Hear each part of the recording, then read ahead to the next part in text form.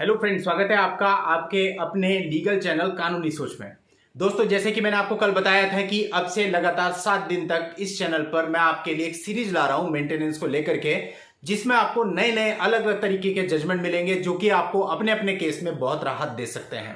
दोस्तों, इस सीरीज का पहला वीडियो कल इस चैनल पर अपलोड कर दिया गया था और आज ये दूसरा वीडियो है। और दोस्तों, बहुत ही इंपॉर्टेंट वीडियो है। ये माननीय सुप्रीम कोर्ट का एक जजमेंट है जिसमें जो वाइफ है उसके डीवी केस को खारिज कर दिया गया था। लोअर कोर्ट से खारिज हुआ पहले, फिर वो हाई कोर्ट गई, फिर सुप्रीम कोर्ट गई। तो सारी चीजों को कैसे एनालाइज किया गया वो सारा कुछ इस जजमेंट के अंतर्गत बताया गया है। आप पूरे वीडियो को देखेंगे तो आपको बहुत सारी चीजें क्लियर हो जाएंगी।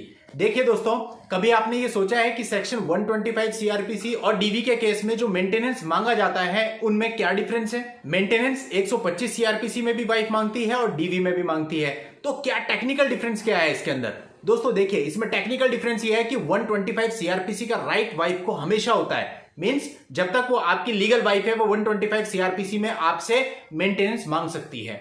लेकिन दोस्तों, डीवी एक्ट के अंतर्गत ऐसा नहीं है। डीवी एक्ट के अंतर्गत वाइफ बोलती है कि मुझे शारीरिक व मानसिक प्रताड़ना दी गई, यानी मेरे साथ मारपिटाई हुई या मुझे मेंटली टॉर्चर किया गया, ये सारी चीजें बोलती है। और अगर उसके साथ ये सारी चीजें हुई हैं तभी वो डीवी एक्ट में जा सकती है, डीवी केस में जा सकती है और डीवी केस के अंतर्गत जो रिलीफ बताए गए हैं उनका फायदा उठा सकती है। यदि उसके साथ ये सारी चीजें नहीं हुई हैं, ये घटनाएं नहीं हुई हैं, तो उसको इस एक्ट के अंतर्गत दिए गए रिलीफ को पाने का कोई भी अधिकार नहीं है। ये सारी चीजें कोर्ट ने इस जजमेंट के अंतर्गत भी बताई हैं और हमको समझ लेनी चाहिए। हम क्या सोचते हैं कि डीवी में अगर वाइफ गई है तो वहां भी उसको मेंटेनेंस देना ही पड़ेगा।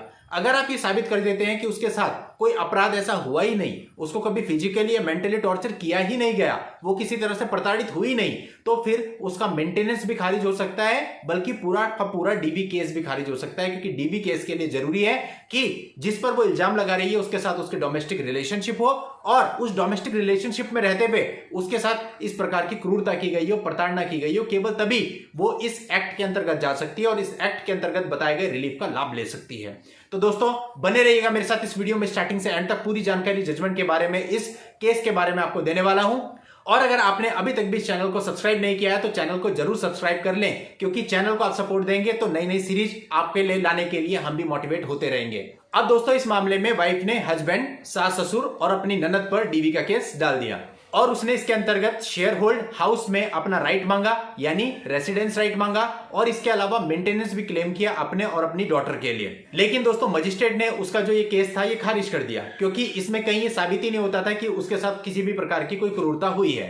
अब उसने इस निर्णय के खिलाफ एक अपील डाली डिस्ट्रिक्ट जज साहब के यहाँ पे। ये अपील उसकी एक्सेप्ट हो गई और डिस्ट्रिक्ट जज ने इस पूरे मामले को देखा और उन्होंने कहा कि उसको एकोमोडेशन का राइट है और मेंटेनेंस के लिए वाइफ को 2500 पर मंथ का ऑर्डर कर दिया और बच्ची के लिए 4000 रुपए पर मंथ मेंटेनेंस देने का ऑर्डर कर दिया गया। अब इस ऑर्डर के खिलाफ ने हाई कोर्ट में रिवीजन फाइल कर दी और हाई कोर्ट ने डिस्ट्रिक्ट जज साहब का ऑर्डर सेट असाइड कर दिया, जिसका कारण उन्होंने बताया कि incident of torture, demand of dowry या किसी भी प्रकार की क्रूरता वो साबित नहीं कर पाई है। और साथ ही राइट ऑफ रेसिडेंस के बारे में बताया कि डीवी में आपको राइट ऑफ रेसिडेंस है, लेकिन तब है जब आपके साथ कोई क्रूरता की गई है, डीवी आपके साथ एक्चुअल में हुआ है। लेकिन अगर आपके साथ इस प्रकार की कोई घटना नहीं हुई, मानसिक या फिजिकल क्रूरता आपके साथ नहीं हुई है, तो फिर आपके साथ डीवी हुआ ही नहीं। तो जब डीवी हुआ ही नहीं तो इस एक्ट के अंतर्गत जो भी राइट्स बताए गए हैं वो भी आप प्राप्त नहीं कर सकती हैं। इसलिए शेल्टर राइट यानी रेसिडेंस राइट का भी अधिकार नहीं होगा। अब दोस्तों, इस निर्णय के खिलाफ वो आई माननीय सुप्रीम कोर्ट में और सुप्रीम कोर्ट ने लोअर कोर्ट्स की फाइंडिंग्स को देखा और ये पाया कि इसके अंतर्गत कहीं पे भी साबित ही नहीं हो रहा है कि उसके साथ किसी भी प्रकार की मेंटल और फिजिकल टॉर्चर हुआ है। तो जब ऐसी कोई घटना हुई ही नहीं तो डीवी का तो केस ही नहीं बनता, और जब केस ही नहीं बनता तो फिर इस एक्ट के अंतर्गत दिए गए रिलीफ उसे कैसे मिल सकते हैं? तो उसको कोई भी रिलीफ नहीं दिया गया और इस अपील को खारिज कर दिया गया। लेकिन साथ ही साथ सुप्रीम कोर्ट ने यह कहा इन एनी कंडीशन बच्चे का जो मेंटेनेंस राइट है वो बरकरार रहेगा और बच्चे को 4000 रुपए पर मंथ के हिसाब से मेंटेनेंस देने का ऑर्डर कर दिया गया। लेकिन बाकी डीवी का केस खारिज हो गया और उसके अंतर्गत उसने जो भी क्लेम किए थे उनमें से कोई भी उसको नहीं दिया गया।